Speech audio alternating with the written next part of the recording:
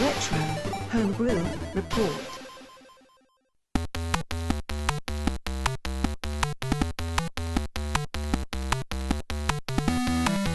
The Return of Traxtor is a strategic, quick-thinking puzzle game for the ZX Spectrum.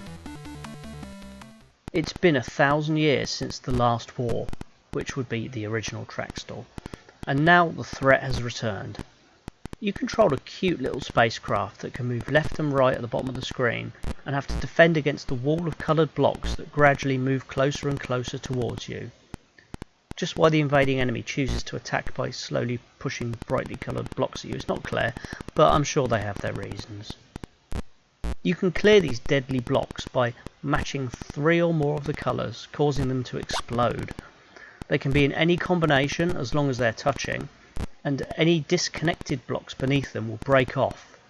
So the forward-thinking gamers among you can use this strategy to clear whole clumps at a time, while the rest of us just fire at the nearest match and end up losing far more quickly.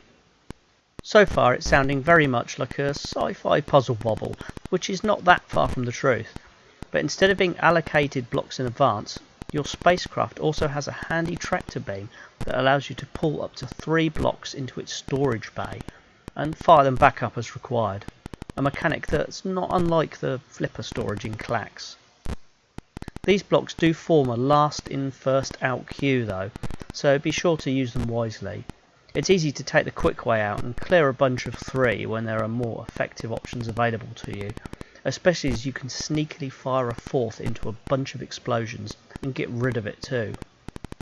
Also be aware of the special blocks with question marks on them. These will morph into whatever you fire them at, so are very useful when you're in a bind, which will eventually happen. When those blocks hit your defence line, it's game over.